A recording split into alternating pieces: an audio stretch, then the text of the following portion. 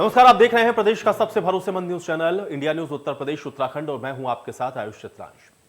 पिछले कुछ महीनों में जिस तेजी के साथ देश में महंगाई बढ़ी है उससे गरीब तबका तो पहले से ही परेशान था, लेकिन अब तो मध्यम वर्गीय परिवार भी अपनी आय और व्यय में सामंजस्य बैठाना बेहद मुश्किल हो रहा है। इन सब के बीच में चिंता की बात यह है कि महंगाई के प्रकोप के लंबे समय से चले आ रहे हालातों में सुधार होने की बजाय परिस्थितियां दिन पर दिन और विकट होती हुई नजर आ रही हैं। अब कोरोना के चलते मंदी के इस दौर में हर क्षेत्र में कामकाज पहले से ही बेहद सुस्त रहा है। मंदी की वजह से लोगों को अपने व्यापार, रोजगार और नौकरियों को सुरक्षित रखना एक बहुत बड़ी चुनौती बन रहा है। इसमें मेहनतकश, नौकरी पेशा और यहां तक कि व्यापारियों के लिए भी बचत तो एक बहुत दूर की बात होती जा रही है। उसका दैनिक खर्च भी पहले की भांति सही ढंग से पूरा नहीं हो पा रहा है। अब ऐसी विकट परिस्थितियों में लोगों को केंद्र और राज्य सरकार से हर स्तर पर महंगाई से राहत मिलने की एक बड़ी उम्मीद है। आम जनमानस ये चाहता है कि सरकार कम से कम दैनिक उपभोग की बेहद आवश्यक वस्तुओं के दाम में कमी करके जल्द से जल्द महंगाई से आम आदमी को राहत दें। सरकार को समय रहते ये समझना होगा कि देश में कोरोना महामारी के प्रकोप को लंबे समय से झेल रही आम जनता महंगाई से बहुत ज्यादा परेशान है। कोरोना और महंगाई की दोहरी मार के चलते गरीब और मध्यम वर्गीय आम जनमानस के सामने अपने घर को चलाना एक बहुत बड़ी चुनौती बनता जा रहा है। देश की जनता अब रोज रोज और तेजी के साथ बढ़ती कमर तोड़ महंगाई से बेहद त्रस्त नजर आने लगी है और दिवाली में तो लोगों का दिवाला ही निकल चुका है।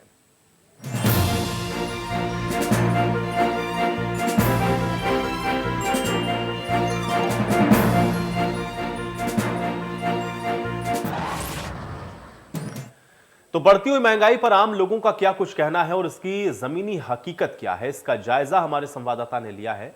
आप भी देखिए। एक तरफ दीपावली के त्यौहार में लोग खुशियां मना रहे हैं, तो वही दूसरी तरफ लगातार बढ़ते महंगाई की वजह से आम जनमानस की बजट पूरी तरीके से बिगड़ चुका है। मैं इस समय मौजूद हूँ ग्रोसरी के दुकान पर। यहाँ पर जो विक्रेता है उनसे जानते हैं कि भाई साहब, लगातार तेल, दाल, चावल, आटा के दाम बढ़ते ही जा रहे, घटने का नाम नहीं ले रहे। किस तरह से देखते हैं आप? हम इस तरह से देखते हैं कि पेट्रोल जो महंगा है, पेट्रोल को थोड़ा कम करे तो मार्केटिंग में कुछ रेट कुछ कम होगा, क्योंकि उसी पे माल आता है। वही चीज़ महंगी रहेगी तो भाई आदमी भाड़ा जाहिर सी बात है लेगा। बस का भाड़ा बढ़ेगा तो सामान पे रेट बढ़ेगा। बिल्कुल। और जिस तरह से त्यौहार देखते हैं, त्यौहारों में पूरी सन्नाटा छाया हुआ लगता है कि त्यौहारों पे हर बार भीड़ होती थी इस मारे क्योंकि जो है पब्लिक के पास पैसे नहीं है। 2 साल में पब्लिक हो गई कंगाल। अब पब्लिक भी क्या करे, वो अपने जो जो क्षमता होती है उससे लिमिट पर अपनी लेती है। जिसको अगर 2 किलो खरीदना हो वो आधा ही किलो खरीद के काम करता है। तेल का दाम लगातार बढ़ता जा रहा है, सरसों के तेल, खाने के तेल।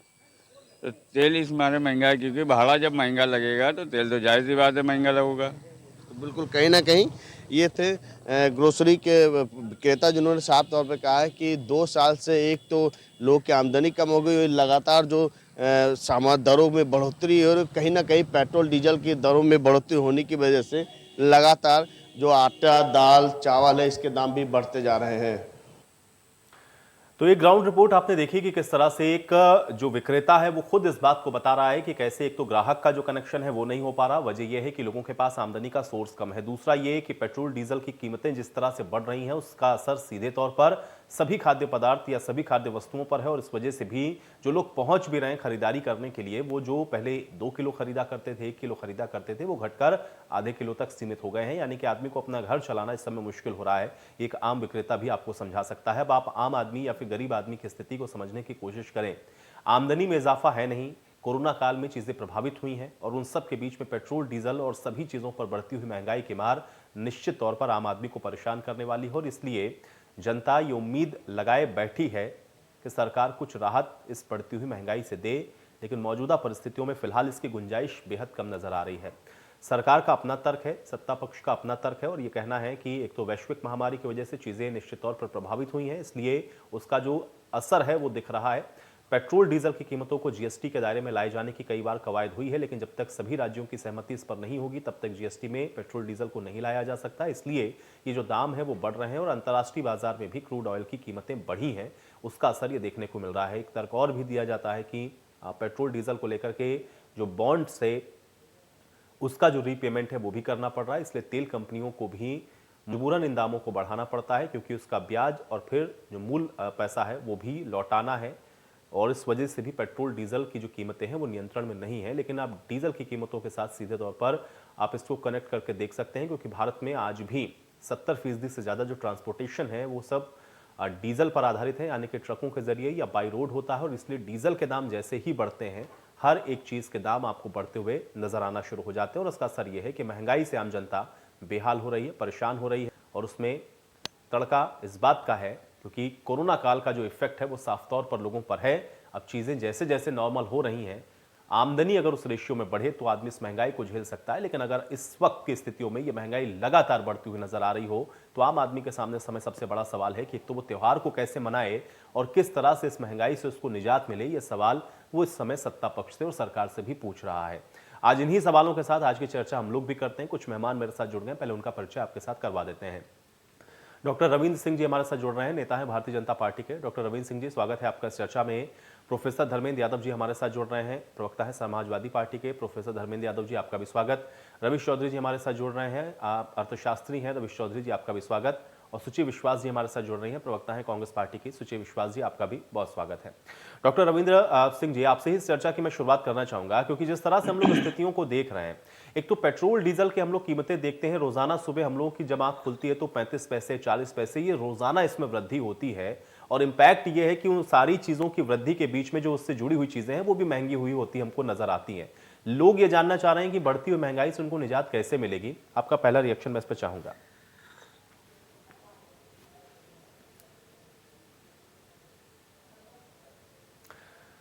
डॉक्टर रविंद्र जी, अपना ऑडियो एक बार अनम्यूट कर लें आप।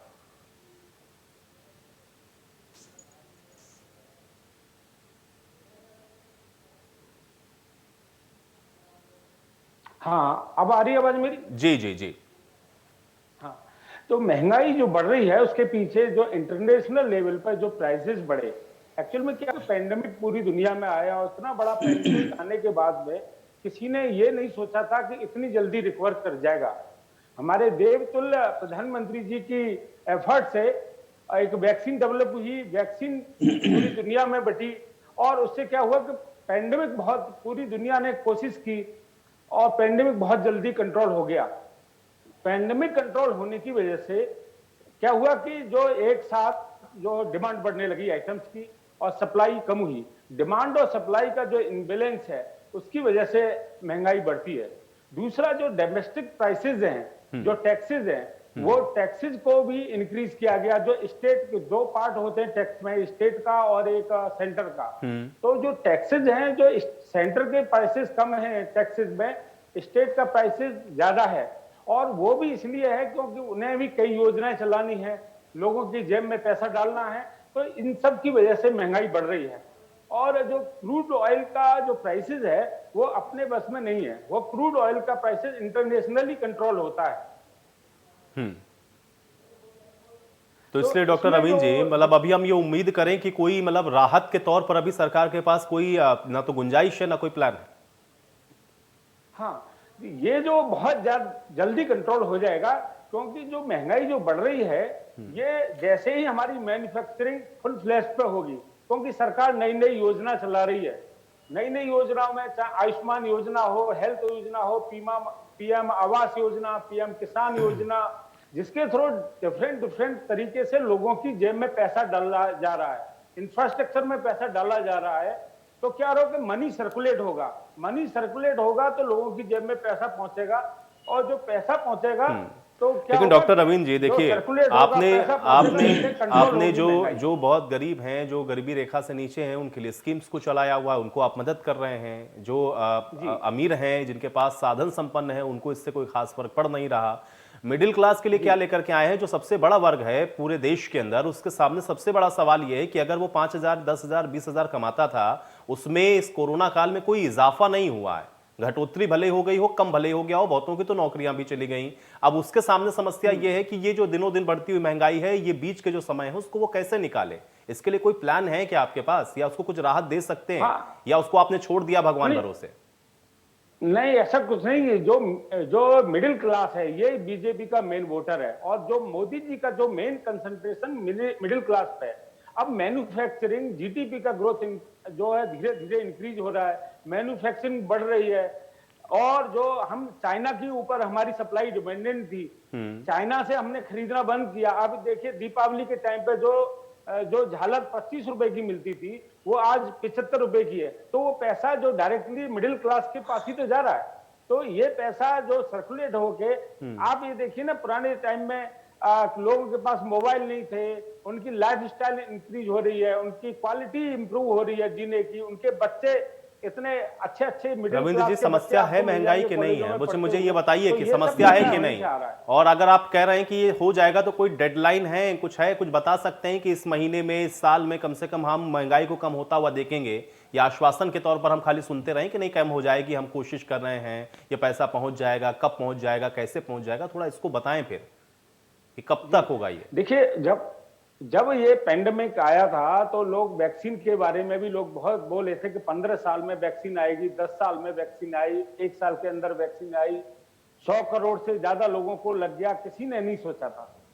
दूसरे देशों को भी हमने दिया, ये किसी ने नहीं सोचा था। तो लोगों, मोदी जी हमारे जो देवतुल्य प्रधानमंत्री हैं और बाकी जो उनकी टीम है, वो इस तरह की योजना लेके आ रहे हैं हम लोग, जो बहुत जल्दी ये बैलेंस आएगा डिमांड एंड सप्लाई का। मैन्युफैक्चरिंग में पैसा जो जा रहा है वो कहां जाएगा? उससे जो लोगों को नौकरी मिलेगी, ठीक है, लोगों को नौकरी मिलेगी। चलिए प्रोफेसर और धर्मेंद्र यादव जो जी, प्रोफेसर धर्मेंद्र यादव जी, कैसे देख रहे हैं बढ़ती हुई महंगाई को? अरे देवतुल्य प्रधानमंत्री जी को सरसों के तेल की बत्ती जला के इनको पूजा करनी चाहिए, मुझे लगता है। इन्होंने सारी बातें बता दी, ये नहीं बताया कि महंगाई एक समस्या है जिसको केंद्र सरकार और राज्य सरकार चाहे तो कंट्रोल कर सकती है। मैं दो बातों का जिक्र करूंगा। जो इन्होंने कहा कि वैश्विक स्तर पर क्रूड ऑयल महंगा है। 2014 में जो क्रूड ऑयल की 1 लीटर की कीमत थी वो 52 रुपए थी और उस समय डीजल को 54 रुपए में बेचा जाता था। जब क्रूड ऑयल आपका 52 रुपए लीटर था तब जाके डीजल 54 रुपए में बेचा जाता था। आज जो क्रूड ऑयल की कीमत है 9 रुपए 18 पैसे है, तो आज जो डीजल है वो 100 के पार क्यों बेचा जा रहा है? ये इन्होंने वैश्विक स्तर की बात कर दी कि जानबूझकर गरीबों को और मध्यम वर्ग के जेब को काटने का प्रयास कर रहे हैं। और ये ईमानदार व्यक्ति हैं, इसीलिए इन्होंने अपनी बातों में बोल दिया कि जो हमारा वोटर है हम उस पर फोकस कर रहे हैं। और ये भी बोल दिया कि हम पैसा एक जेब से डाल रहे हैं, दूसरे जेब से निकाल रहे हैं। ये बात इन्होंने मान ली है। तो इसका मतलब अगर किसी गरीब के खाते में कोई 2000 रुपए भेजा जा रहा है तो सिर्फ सरसों के तेल से ही 2000 से ज्यादा उसे निकाल लिया जा रहा है। उसके बाद बच्चे की फीस तो भी अलग है, बच्चे के लिए यूनिफॉर्म लेना भी अलग है, उसके बाद पढ़ाई की बात अपनी अलग है, किसानी की बात अभी अलग है, घर में चूल्हा जले इसकी बात अलग है, उज्ज्वला सिलेंडर भराया जाए 1000 का उसकी बात अलग है। इन्होंने बातें सारी मान ली। दूसरी बड़ी बात मैं कहता हूं कि जो सरसों का तेल है, सरसों के तेल में कौन सी वैश्विक प्राइस आ गई मुझे बताइए? सरसों का तेल जुलाई में 235 रुपया लीटर एमआरपी था और वही सितंबर आते आते यानी 1 महीने में 265 रुपया हो गया। तो सरसों के तेल में 30 रुपए लीटर का इजाफा हो गया और किसानों के गन्ना में 35 पैसा 1 किलो में इजाफा हुआ, अभी 4.5 साल के बाद। तो आप इनकी नीयत को समझिए। देखिए, ये पैसा कुल मिलाकर के पूंजीपतियों को दे रहे हैं। मैं डीजल और पेट्रोल के जो प्रोडक्ट्स हैं उसके बारे में बता दूं कि आज पिछले जो 2020-21 का जो 71,000 करोड़ रुपए भारत सरकार के खाते में गया है। अगर इसमें से 50% पैसा भी मतलब लोगों के लिए छोड़ देते या मध्यम वर्ग के लिए छोड़ देते, गरीब के लिए छोड़ देते, तो शायद वो आप आज दिवाली मना सकता था। लेकिन आज ऐसी स्थिति है कि सरसों का तेल आदमी दिवाली में दिए जलाने भर को खरीदने की उसकी स्थिति नहीं बन रही है। नौकरी के लिए इन्होंने कुछ नहीं किया। उत्तर प्रदेश के जितने शिक्षण संस्थान है उसमें जो किए गए वादे सब फर्जी थे। जितने लोग प्राथमिक विद्यालयों में पढ़ाते हैं या प्राइवेट स्कूलों में पढ़ाते हैं उनको सरकार कह रही थी कि उनकी सैलरी नहीं कटेगी, उनको कोई पैसा तनख्वाह नहीं मिला, वो लोग क्या करेंगे? उसके अलावा जो बाकी और इनके वादे थे कि हम किराया माफ करवा देंगे, कोरोना काल में किसी किराया माफ नहीं हुआ। तो जनता पर जो भार है वो पूरी तरह से लोडेड है। जनता पे कोई कटौती नहीं हुई, किसी को फीस माफ नहीं हुआ, किसी किराया माफ नहीं हुआ। जिसकी नौकरी थी लगभग 90% नौकरियां जा चुकी हैं और जो नौकरी कर भी रहा है वो आधे पैसे में कर रहा है, उससे भी कम में कर रहा है। दूसरी बात जो ये कह रहे हैं कि हमने इसमें बहुत बड़ा काम कर दिया है, इन्होंने लोगों की जेब काटने का काम किया है, इसके अलावा कोई काम नहीं किया है। अगर महंगाई ये नहीं रोक सकते तो ये बता दें कि महंगाई हम नहीं रोक सकते हैं। उत्तर प्रदेश की जनता इस बात को समझती है कि महंगाई रोकना ये चाहते ही नहीं है। अगर ये चाहें तो आज भी महंगाई रुक सकती है। आप मुझे बता दीजिए, ऐसे चिल्लाने के लिए बोलते हैं हमारी डबल इंजन की सरकार है। जब आपकी डबल इंजन की सरकार है तो डबल इंजन क्या कर रहा है? जीएसटी, अगर यूपी को जीएसटी, पेट्रोल और डीजल को यूपी में जीएसटी मिला दीजिए, क्या दिक्कत है? अगर आप इंतजार करें राजस्थान लाएगा तब हम लाएंगे, इसका मतलब आप भी नहीं लाना चाहते हैं, राजस्थान भी नहीं लाना चाहता है। तो अगर जनता के हितों का सरोकार लोग रखें तब तो ये काम करेंगे। इनको जनता से कोई लेना ही देना नहीं है। छल कपट झूठ धोखा, ये 4 इनके नारे हैं, उसी के सहारे काम करना चाह रहे हैं। लेकिन जब आप बाजार में जाते हो, जब आप आटा खरीदते हो 1 किलो, जब आप सरसों का तेल खरीदते हो 1 किलो, जब आप दाल खरीदते हो, अरहर की दाल नहीं खा सकता गरीब व्यक्ति, और मध्यम वर्ग का व्यक्ति अरहर की दाल नहीं खा सकता है क्योंकि इतनी महंगी हो गई है। अब आप मुझे बता दीजिए, सब्जी भी नहीं बनाएगा, फिर वो क्या खाएगा? इसीलिए ये जो दावे करते हैं, पहले कहते हैं हमने 80 लाख लोगों को राशन दे दिया। अब आप मुझे बता दीजिए कि देश में कह रहे गरीबी नहीं बढ़ रही है, फिर कह रहे हैं 80 लाख लोगों को हमने राशन दे दिया। ये सब क्या कह रहे हैं? मतलब हर बात का कॉन्ट्रडिक्शन खुद ही करते हैं। अगर मैं कानून व्यवस्था पे आऊंगा दूसरी बात हो जाएगी। ये चूंकि आपका डिबेट महंगाई पे है, तो ये महंगाई पर आज मध्यम वर्ग जिस तरह से परेशान है, चाहे वो किसान हो, चाहे वो छोटा व्यापारी हो, चाहे छोटी नौकरी करता हो, हर व्यक्ति परेशान है। लेकिन सरकार की तरफ से कोई ठोस योजना नहीं है, और इसका कारण सिर्फ एक है कि ये पूंजीपतियों के दबाव में सारे फैसले ले रहे हैं। नहीं तो डीजल और पेट्रोल की प्राइस 35 रुपए कम हो सकते हैं आज भी, अगर सरकार चाहे। 1,71,000 करोड़ रुपया जो आपका आया, वो पैसे क्या किया आपने, बताइए मुझे जरा। दूसरी बात ये कह रहे हैं कि हम वहां पे आप अपनी रिपोर्ट में बता रहे थे कि कुछ बॉन्ड लेते हैं, फिर उसका ब्याज देना पड़ता है। अभी तो हम कह रहे थे देश तरक्की कर रहा है, पूरे विश्व में बड़ा नाम कमा रहे हैं हम भाई, तो उधार क्यों ले रहे भाई?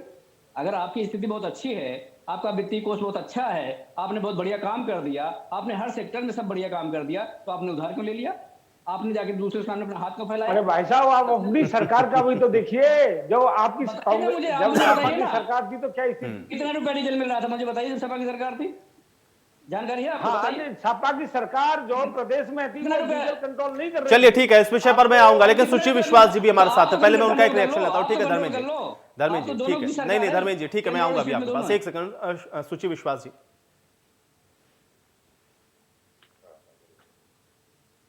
सुची विश्वास जी, आप सुन पा रही हैं मुझे? पा रही हूँ, आशा है आपको मेरी आवाज मिल रही है। जी जी जी। देखिए, अब 56 इंच की सरकार है तो आम आदमी को एक्सपेक्टेशंस रखनी ही नहीं चाहिए कि सरकार जो है, क्योंकि अन्न जल का वादा तो किया नहीं था, नकली सपने झूठे वादे देकर किसी तरह सत्ता में आए, कोई आरोप सिद्ध नहीं कर पाए। यूपीए सरकार के दौरान 19% का इजाफा लगभग न्यूनतम समर्थन मूल्यों में किया गया था, लेकिन इस सरकार के कार्यकाल को देखें तो 3% से भी कम इजाफा एमएसपीज में हुआ है ओवरऑल। और किसानों की क्या दुर्गति है वो आप देख ही सकते हैं। आवारा पशुओं को भगाते रहते हैं, किसी के पास आधा बीघा खेती भी है तो वो 6 महीना अपने खेत में ही सोता है, फिर भी अपने लिए उपजा नहीं पा रहा है।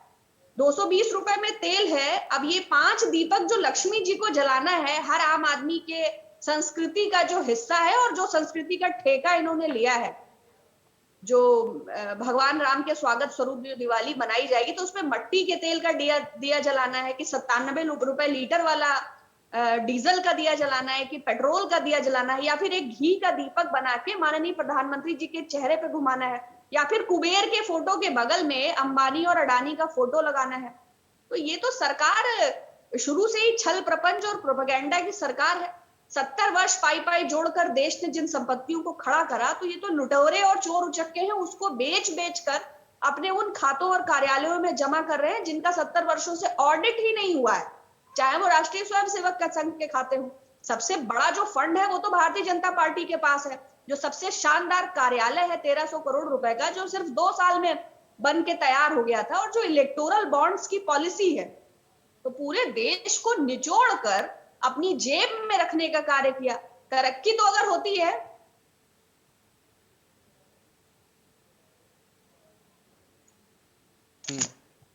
सुची जी,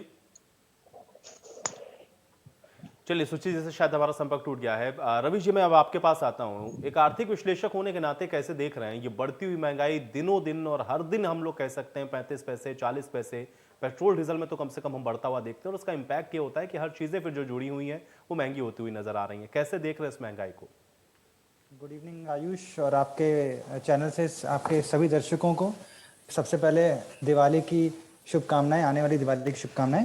अब एक पुरानी कहावत है, करेला और नीम चढ़ा, बस वही हो रहा है।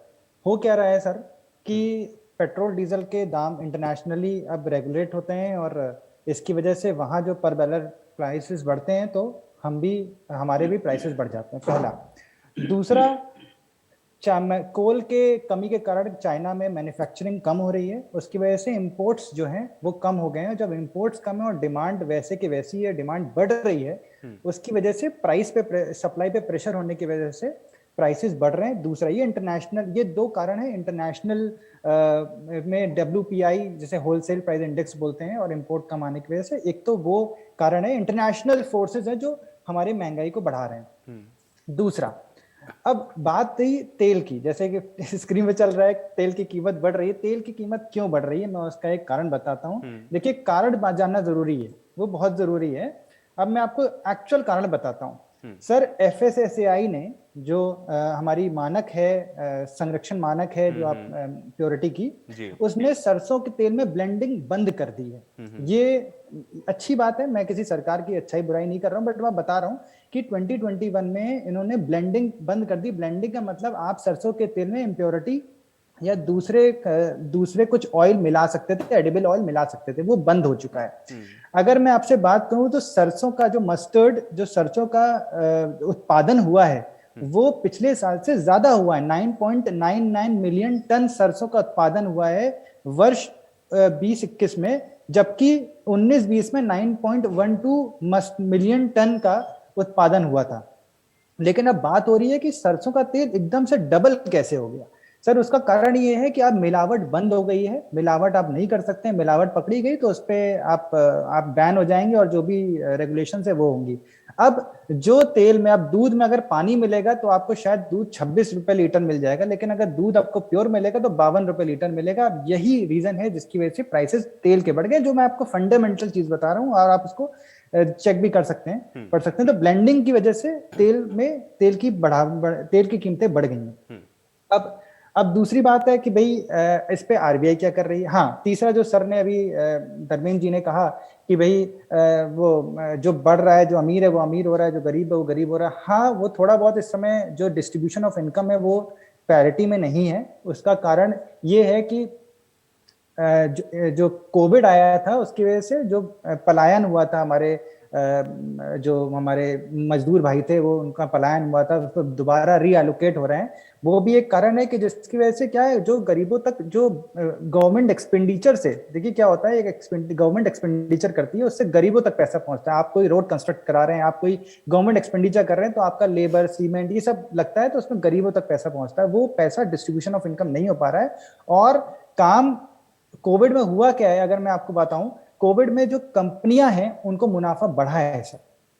ये एक ताज्जुब की बात है, कोविड में कंपनियों को मुनाफा बढ़ा है। क्यों? क्योंकि उनके खर्चे कम हो गए हैं।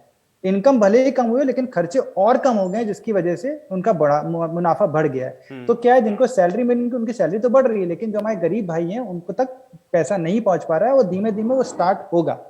अब बात आती है कि साहब इसका इलाज क्या है। सर, इसका इलाज है, देखिए RBI रिस्पॉन्सिबल है महंगाई को रोकने के लिए। सरकार जो आपका बजट आता है वो साल में एक बार आता है, जिसमें सरकार अपना क्या हम खर्चा, कहाँ से हमारी इनकम होगी, कहाँ हमारा खर्चा करेंगे और क्या हमारा फिस्कल डेफिसिट है, उसका निर्णय करती है। और जो RBI है वो 4 बार, साल में 4 बार अपने क्वार्टरली अपने पॉलिसीज, मॉनेटरी पॉलिसीज लेकर आती है, जिसके थ्रू वो इन्फ्लेशन को कंट्रोल करती हैं। वो इस समय नहीं कर पा रहे हैं कंट्रोल।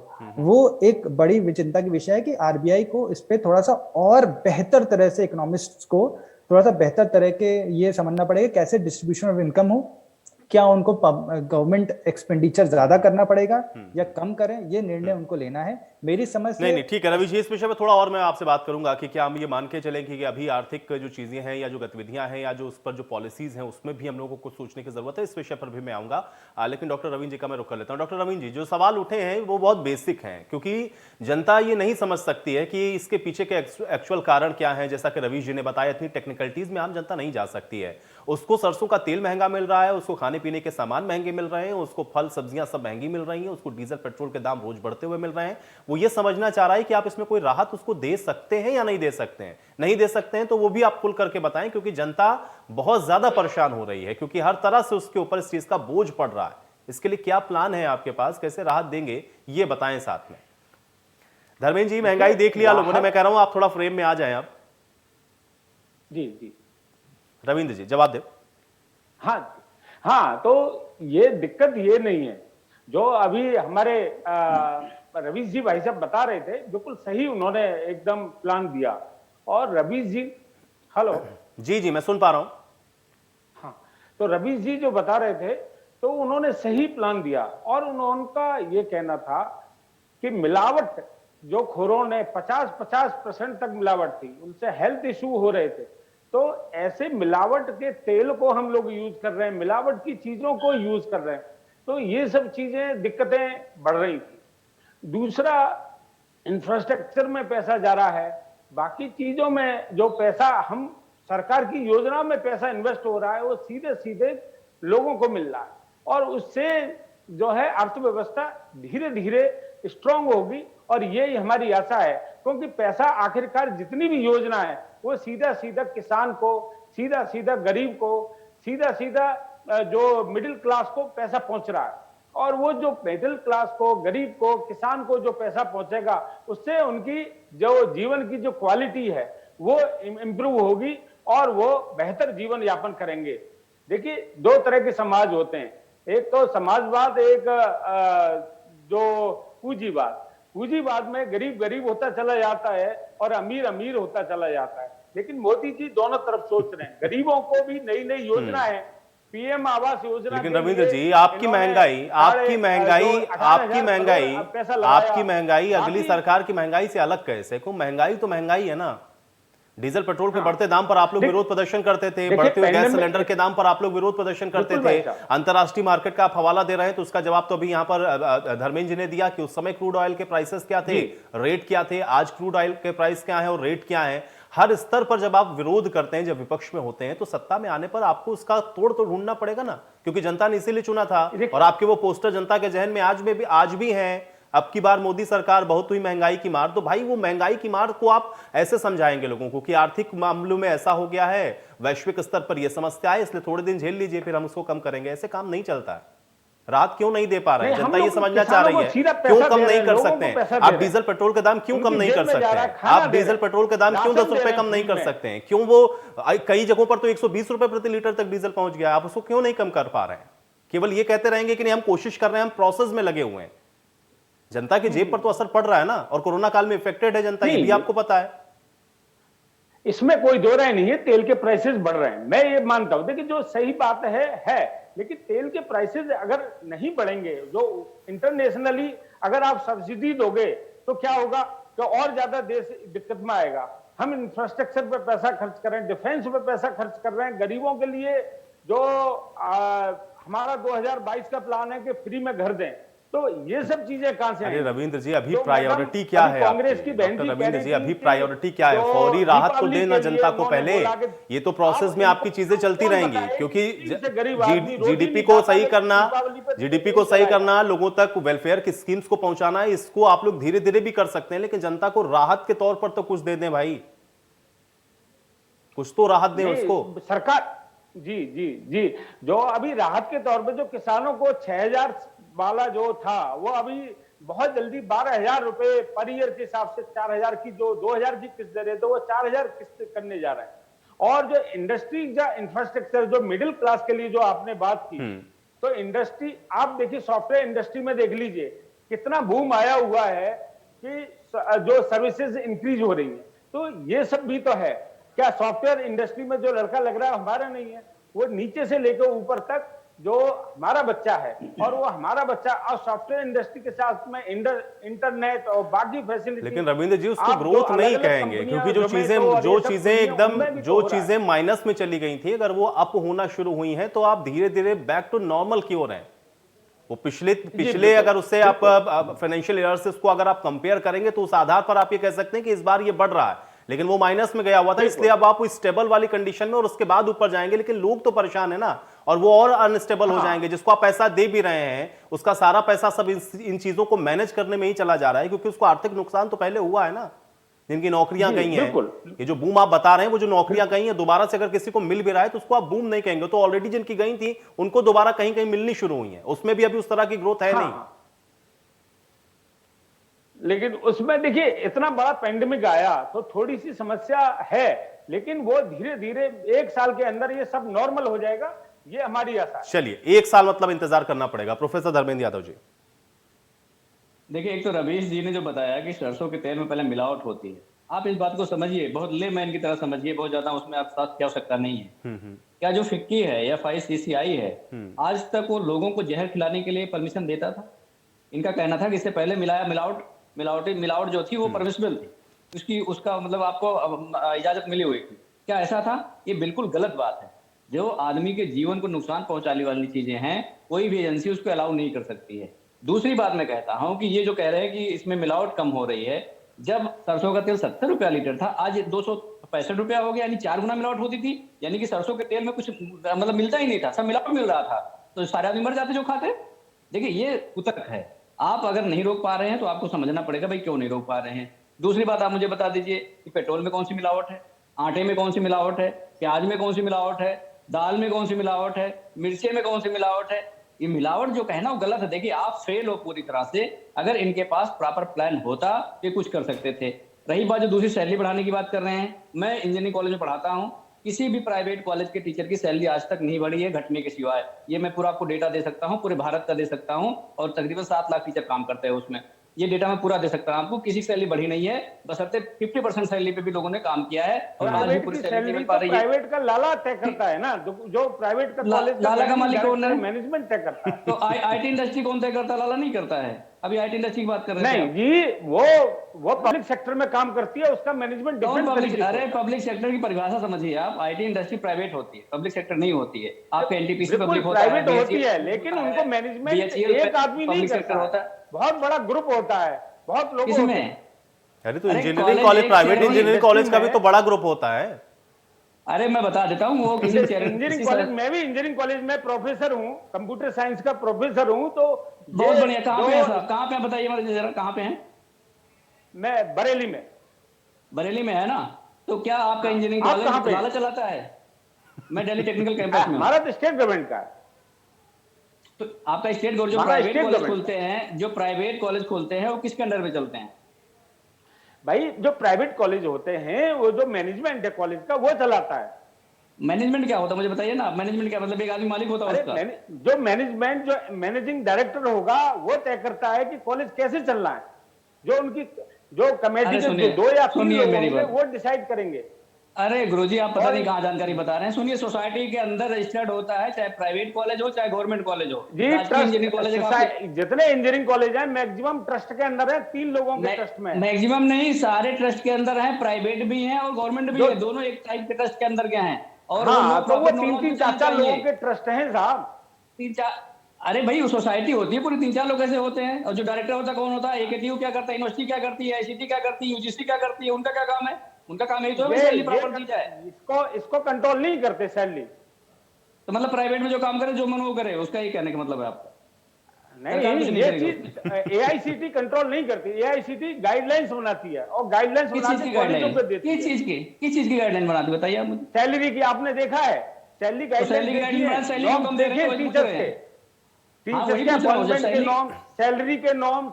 तो सैलरी कम देगा जब चलिए, लेकिन डॉक्टर रविंद्र सिंह जी, भाई मैं कह रहा हूं कि कोई भी तय कर रहा है, चलिए ठीक है, कोई भी तय कर रहा है, भाई आम आदमी की जेब में पैसा तो कम जा रहा है ना। इसीलिए मेरा सवाल था कि मिडिल क्लास के लिए क्या कर पाएंगे आप? प्राइवेट सेक्टर वाला है तो उसको छोड़ देंगे कि लाला उसका निर्धारित करेगा, फिर सरकार किस लिए चुनता है? वो 85% शिक्षण संस्थान प्राइवेट है पूरे देश के अंदर। अगर 85% लोग परेशान है तो 15% सही है, तो आप बताइए कितना आप उसको सही मानते हैं? 85% लोग परेशान है देश में। रविंद्र जी, जो प्राइवेट सेक्टर के लोग हैं, मतलब उनको आप इसलिए छोड़ देंगे क्योंकि वो लालाओं के द्वारा गवर्न होते हैं? ठीक है, वहां पे चलिए मैं मानता हूं एक आदमी भी गवर्न कर रहा है, भाई उसके भी वेलफेयर के बारे में आप सोचेंगे कि नहीं सोचेंगे? रविंद्र जी, उसके लिए भी सोचेंगे कि नहीं सोचेंगे? एक छोटा सा जवाब दे दीजिए।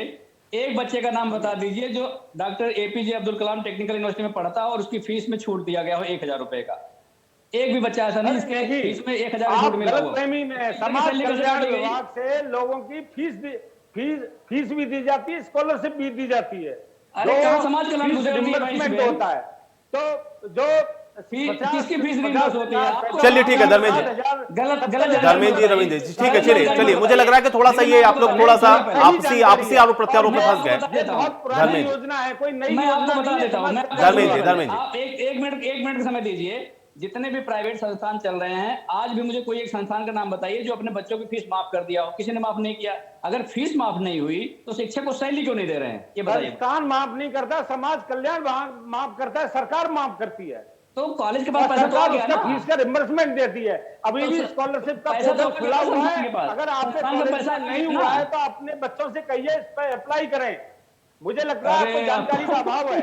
अगर आपने स्कॉलरशिप अप्लाई नहीं किया है तो चलिए धर्मेंद्र जी, चलिए इस विषय से बाहर आ जाते हैं, ठीक है। मुझे लग रहा है कि आपस में थोड़ा सा एक दिन इंजीनियरिंग कॉलेज को लेकर भी हम लोग चर्चा कर लेंगे। लेकिन धर्मेंद्र जी, चूंकि अगर आप लोग विपक्षी दल के तौर पर हैं, जनता के बीच में जा रहे हैं, जब आप कह रहे हैं कि ये महंगाई बढ़ रही है, सरकार कुछ नहीं कर पा रही है, तो सवाल जनता की तरफ से ये भी है कि फिर आप उनको राहत कैसे देंगे, क्योंकि राज्य सरकार के हाथ में अभी कितना बचा है, ज्यादा स्कोप है नहीं। कैसे महंगाई से राहत देंगे अगर जनता थोड़ी उम्मीद भी करे समाजवादी पार्टी से? तो भाई जितना स्कोप है कम से कम वो तो हम काम कर लें। अगर हम 20 रुपए कम कर सकते हैं डीजल में तो 20 रुपए तो कम कर दे पहले, या अपना पॉकेट भरने की ज्यादा जरूरत है। ये जो बता रहे थे मिलावट वाली बात, जब ये प्रदेश सरकार, योगी सरकार शराब में मिलावट को नहीं रोक सकती है और जहरीली शराब जो सरकारी ठेके थे वहां बिकवाती है और 100 से 150 लोग उसको पी के मर जाते हैं, तो ये बता दीजिए कि मुझे सरसों के तेल के मिलावट कैसे पकड़ पाएंगे ये लोग? ये कैसे पकड़ सकते हैं? ये लोग जानबूझ के मिलवाते हैं। इनकी योजना होती है कि पहले कोई चीज बता दो, अब बता देना मिलावट हम नहीं कर रहे। अब मिलावट 100% हो रही है, अगर जांच हो जाए तो मैं बता रहा हूँ ये पकड़े जाएंगे उसमें। आज इच्छा शक्ति की आवश्यकता है और गरीब के संवेदनशीलता को समझने की आवश्यकता है। जैसे रविंदर जी कुतर्क दे रहे हैं, कुतर्क देने से काम नहीं चलता है। जो व्यक्ति 2 रोटी नहीं खाएगा, बताइए वो कैसे काम करेगा? ये देश को विश्वगुरु बनाने की बात करते हैं। मैंने बताया 95% शिक्षा व्यवस्था प्राइवेट हाथों में है। आज वहां की स्थिति ऐसी है मैं आपको बता नहीं सकता। लोग ये ऐसी कंडीशन में है, लोग सुसाइड करते हैं। और गवर्नमेंट की बता दे रहा हूं मैं, अम्बेडकर नगर केस है, एक शिक्षक है वो कुएं में कूद के जान दे दिया। भिवाना ब्लॉक का मैटर है। आज जो देश की स्थिति है, चाहे वो शिक्षक हो वो परेशान है, जब आप वो परेशान है, विद्यार्थी वो परेशान है। ये भी तो बता दीजिए साथ साथ। आप बताओ ना, एक नाम बताओ, कितने नाम बताओ। कितने लोगों को अभी ये सुनिए पहले, अभी कल की बात बताता हूँ। एक बलात्कार तो हो जाते हैं, एमसीआई में उन्हें मत बात सुनिए पहले, जो आप कल की बात में बताता हूँ, कल की बात में बता देता हूँ। बलात्कार सुनिए तो पहले हो जाती है बच्चों को। अरे भाई कुलदीप सिंह सेंगर क्या कर रहे थे? अरे चलिए ठीक है, महंगाई पर चर्चा करते हैं। आज थोड़ा पॉलिटिकली थोड़ा कम रहते हैं हम लोग, इस स्टेटमेंट पे हम लोग करते रहेंगे। अभी तो आगे भाई देखिए पूरा चुनाव पड़ा हुआ है, लेकिन आज महंगाई के ऊपर थोड़ा सा हम लोग केंद्रित रहते हैं। धर्मेंद्र जी कंप्लीट करें आप। मैं बता रहा था कि जब इनकी इच्छा शक्ति ही नहीं है, ये लोग समझते ही नहीं है, इनको करना ही नहीं है, ये पूंजीपतियों के दबाव में सारा काम कर रहे हैं। आप मुझे बताइए किसानों की आय दोगुनी हुई? आप 35 पैसा 1 किलो में अगर बढ़ा दोगे गन्ने में, क्या आय दोगुनी हो जाएगी? इस बात को जस्टिफाई करते हैं। इनके गृह मंत्री कहते हैं हमने 90% वादे पूरे कर दिए। मैं 24 पन्ने का घोषणा पत्र है इनका, लोक कल्याण संकल्प पत्र का 24 पेज का है। 24 पेज में कोई अगर एक लाइन पूरा कर दी हो तो मैं दावे के साथ कह सकता हूँ एक लाइन पूरी नहीं है। मेरे पास रखा हुआ, आप कहिए रैंडमली में जो भी कहो खोल दूं मैं। और तो हमारी सरकार जीती नहीं। अभी सरकार ने सर्टिफिकेट दे दिया लोगों ने, जिला पंचायत में इलेक्शन करके। जिला पंचायत में जो जीते को पता है, अध्यक्ष की बात करो, जिला पंचायत अध्यक्ष पूरा करो, जिला पंचायत। चलिए ठीक है, चलिए फिर आप लोग थोड़ा पॉलिटिकल हो गए। चलिए मैं रवि जी का रुख कर लेता हूं, ठीक है। चलिए थोड़ा सा इसको आर्थिक विषयों को और समझते हैं। रवि जी, एक तो पॉलिसी मेकिंग को लेकर के जो बात आपने कही कि थोड़ा सोचना चाहिए इस विषय पर, जो बढ़िया आर्थिक मामलों के जानकार हैं उनको थोड़ा सजेस्ट करना चाहिए। क्या उस विषय में आपको लग रहा है कि थोड़ा लैग कर रहे हैं या समझ नहीं पा रहे हैं कि अभी कम से कम पब्लिक को थोड़ा तो कुछ फौरी तौर पे राहत मिलनी चाहिए? फेस्टिव सीजन भी है, कोरोना से भी अभी धीरे धीरे लोग उबर रहे हैं, ऐसे में क्या कोई गुंजाइश नहीं है वाकई में, या अगर है तो उसको इग्नोर किया जा रहा है या उस पर कोई फोकस नहीं है? कैसे इसको देखेंगे? आयुष जी, पहले मैं धर्मेंद्र जी के प्रश्न का पहले उत्तर दे दूं। ब्लेंडिंग का मतलब पॉइजनिंग नहीं होता है, एडल्ट्रेशन नहीं होता है, उससे कोई किसी की जान नहीं जाती है। ब्लेंडिंग का मतलब होता है up to a certain level आप ये चीज डाल सकते हैं, इससे हेल्थ पे इतना इशू नहीं होगा वो। और दूसरी बात, FSSAI एक अलग डिपार्टमेंट है, he is very knowledgeable person, मुझे मालूम है, he must have this knowledge कि FSSAI एक अलग डिपार्टमेंट है जो फूड के लिए सिर्फ इम्प्योरिटी चेक करता है और नए नए मानक बनाता है। उनका काम ही यही है कि ये जांच करना कि किस चीज पे कितने हद तक आप ब्लेंडिंग अलाउड करेंगे और कितने हद तक नहीं करेंगे। तो अब जो है उन्होंने ये निकाला है कि आप ब्लेंडिंग मस्टर्ड ऑयल में अलाउ नहीं करेंगे। तो ये एक अलग उनका मानक है और ये पब्लिक डॉक्यूमेंट है, आप आराम से इसको गूगल पे पढ़ भी सकते हैं, नॉट एन इशू। दूसरी जहां तक बात है सैलरी फिक्स करने की, हर एवरी इंस्टीट्यूशन वो आइदर सेक्शन 25 कंपनीज एक्ट में वो रजिस्टर्ड होगा, सेक्शन 8 में सॉरी, या फिर वो ट्रस्ट में रजिस्टर्ड होगा और उसका एक एडमिनिस्ट्रेटिव डिपार्टमेंट होता है जो सैलरी फिक्स करता है गवर्नमेंट के रेगुलेशंस के मुताबिक। तो डायरेक्टली ना कोई लाला ना कोई डिपार्टमेंट मतलब कोई एडमिनिस्ट्रेटिव ऑफिस उसको तय करता है, गवर्नमेंट के जो भी उनके जो भी ग्रेड्स चलते हैं उस हिसाब से करता है। अब जो आप बात कर रहे हैं कि भाई आरबीआई, ये काम आरबीआई का है जो इन्फ्लेशन को सेटल, मनी के फ्लो को कंट्रोल करने का काम आरबीआई का है। कि किस तरह से आम जनता की पॉकेट में कैसे पैसा पहुंचेगा। देखिए आज ही आंकड़ा आया 103 लाख करोड़ के आसपास शायद जीएसटी गवर्नमेंट ने रिकवर किया, और ये अगेन इट्स अ बेंचमार्क की 100 के ऊपर क्रॉस कर गया है। तो एक अच्छी बात है, इसका मतलब लोग खरीद तो रहे हैं सामान। अब बात ये है, अब सबसे बड़ी बात ये, आपस में हम लोग सिर्फ लड़ते रहते हैं, ये नहीं देखते कि सोल्यूशन क्या है। सोल्यूशन क्या होना चाहिए? अपोजिशनरी पार्टी का सिर्फ एक ऑब्जेक्शन रेस करने से बेहतर है कि वो मदद भी करे कहाँ पर हमें कहाँ क्या करना चाहिए। वो नहीं आता है, वो मैं नहीं देखता हूँ कि किसी भी डिबेट में ये होता है कि साहब ये आपको करना चाहिए, हाँ आपने क्या नहीं किया, क्या किया, यही सब चलता रहता है। हाँ, दूसरा अब मैं कह रहा था कि कहाँ पर जरूरत है। देखिए एक पैरिटी को बनाना पड़ेगा आरबीआई को, और गवर्नमेंट को इसके बीच में इंटरफेयर करना पड़ेगा। जो नहीं कर रही, बहुत संजीदा से कर रही होगी लेकिन दिख नहीं रहा है एब्सोल्युटली।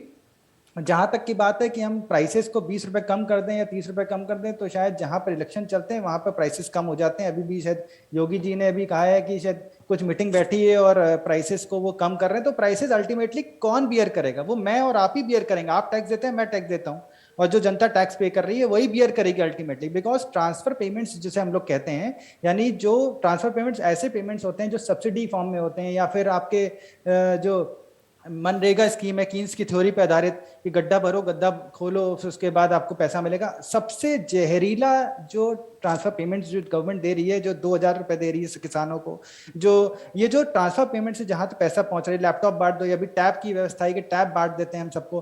देखिए ये जो फ्रीबीज हैं ये एक घातक हैं ट्रांसफर पेमेंट्स, जो बर्डन क्रिएट करते हैं आम जनता पे, जो टैक्स पेयर्स हैं। और इन फ्रीबीज की जगह आप सब्सिडीज दीजिए फर्टिलाइजर्स में, जो चल रही है लेकिन कहां तक पहुंच गई है मुझे नहीं मालूम। जो फर्टिलाइजर सब्सिडीज है, जो गवर्नमेंट जो डायरेक्टली किसान जिसको खरीद रहा है, आप 2000 रुपए दें वो शायद इंपॉर्टेंट नहीं है। अगर आप सब्सिडीज दे देंगे फर्टिलाइजर्स में या सीड्स में, जो चल भी रहे होंगे, बहुत सारी स्कीम्स हैं मुझे मालूम है, बट उसमें मैं देना नहीं चाहूँ कहां तक सक्सेसफुल है, वो सक्सेसफुल नहीं हो पा रही है। आप 2000 रुपए जा रहे हैं, 2000 से वो 10 दिन कमा लेगा, उसके बाद खा लेगा, उसके बाद वो फिर सोचेगा अरे चुनाव आ रहा है, सरकार मुझे पैसा देगी। ये एक सिस्टम शुरू हो गया, और ये सिस्टम शुरू किया था कांग्रेस सरकार ने। मैं किसी सरकार का नाम नहीं लेना चाह रहा, लेकिन अब जिस स्तर पे हमारी बहस पहुंच रही है इसलिए कहना चाह रहा हूं, ये जो कर्ज माफी से शुरुआत हुई ना सर फ्रीबीज की, वहां से डिटेरेट होना शुरू हो गया है। वो ठीक है, आप किसानों को ऋण दीजिए 0% ब्याज पे, आप उनका कर्ज माफ कर देंगे, फिर वो सोचते हैं प्रिंसिपल भी माफ हो जाएगा, तो एनपीएस बढ़ते चले जा रहे हैं, और वो हमारा ही और आपका पैसा है जो बैंक में जमा है। तो इससे ये पूरा एक सर्किल जो है ना वो पैरालाइज्ड हो रहा है। तो फ्रीबीज को पहले बंद करना पड़ेगा। फ्रीबीज की जगह आपको सपोर्ट देना पड़ेगा। फ्री में इंटरेस्ट, फ्री में लोन दीजिए, आप 0% लोन दीजिए, लेकिन अदायगी करिए, तभी आदमी आगे बढ़ेगा। तो आरबीआई इस समय फेल है इन्फ्लेशन को सेटल करने में। पहला उनको करना क्या है, आप टैक्सेस नहीं बढ़ा सकते हैं क्योंकि ये अगेन हमारे पर आएगा, और टैक्सेस नहीं होंगे तो आप किसानों तक या गरीब तबके तक पैसा कैसे पहुंचाएंगे? ये एक बड़ी चुनौती बन गई है सर। और ये तब चुनौती कम होगी जब इंटरनेशनल प्राइसेस कम होंगे। WPI 6.3% हो गया है बढ़ के, RPI रिटेल प्राइस इंडेक्स भी बढ़ चुका है। तो ये सारे मैंने कहा ना करेला और नीम चढ़ा, मतलब इंटरनेशनल प्रेशर तो। लेकिन रवि जी अभी मतलब ये कोई गुंजाइश नहीं है, मतलब अभी हम ये मान के चले कि कम से कोई अभी इस क्वार्टर तो नहीं है। मुझे लगता है कि मेरे ख्याल से फर्स्ट क्वार्टर ऑफ 2022 में भी आप प्राइसेस को इसी स्तर पे देखेंगे। धर्मेंद्र जी क्या कहना चाह रहे हैं? मैं रवि जी से ये जानना चाह रहा हूँ कि सरसों के तेल में कमी आए, इसके लिए विपक्ष की क्या भूमिका है, वो बता दें। आपके चैनल पर पूरा देश सुन रहा है, वो हम करने को तैयार हैं। डीजल पेट्रोल की कीमतों में कमी आए, उसमें विपक्ष की क्या भूमिका है, वो बता दें तो हम आप लोगों को आश्वस्त करते हैं, जो लोग सुन भी रहे हैं। जहाँ पे तो हम वो करने को सरकार है, मुझे जहाँ बीजेपी के अलावा सरकार है, वहाँ पे जाकर उत्तर प्रदेश में आप जब आप भी चुनाव चुन के आएंगे तो स्टेट टैक्स कम कर दीजिए, कम हो जाएगा भाई। अगर अभी क्या कर सकते हैं, अभी क्या कर सकते 102 रुपए में अभी वही तो मैं आपसे बोला था, जब हम आएंगे तो हम 10-15 रुपए कम करेंगे। हम सर, तो बोले थे। सर देखिए विपक्ष का मतलब सिर्फ सपा नहीं होती, विपक्ष मतलब कांग्रेस भी है। तो कांग्रेस शासित राज्यों में वो अपने या आप जो राज्य चला रही, दिल्ली चला रही, वहां पर अपने स्टेट टैक्सेस को कम कर दीजिए। आप सेंट्रल से लड़ रहे हैं ना, सेंट्रल क्यों नहीं कम करी, तो आप कर दीजिए। नहीं, हम दोनों से लड़ रहे हैं, हम स्टेट से भी कह रहे हैं, ऑपोजिशन सिर्फ हम सपा उत्तर नहीं है। प्रदेश में, हम उत्तर प्रदेश में स्टेट से कह रहे हैं और सेंटर से भी कह रहे हैं सर कि आप कम से कम 20 रुपए कट सपा कर का दीजिए, 20 रुपए कम से कम। सपा ऐसी पार्टी है अखिलेश भैया, ऐसी पार्टी जिसका एग्जिस्टेंस सिर्फ यूपी तक सीमित नहीं है। मैं तो नहीं मानता हूँ, आप मानते हो बात अलग है। मैं इसको राष्ट्र के तौर पे चेहरा देखता हूँ उनको, और आने वाले समय में मैं उनको मैं चैनल में बोलना नहीं चाह रहा, मैं प्रधानमंत्री की भूमिका में भी उनको देखता हूँ, इस तरह के उनके जो विजन है। मगर आपका दायित्व सिर्फ यूपी तक सीमित नहीं है। आपका दायित्व कांग्रेस जहां शासित राज्य है वहां भी आपको कहना पड़ेगा, या आप जहां पर है वहां कहना पड़ेगा कि आप स्टेट टैक्स कम करिए। आप सेंट्रल से क्यों लड़ रहे हैं? आप स्टेट पहले टैक्स कर दीजिए, स्टेट कम करेगी, सेंटर पे प्रेशर आएगा।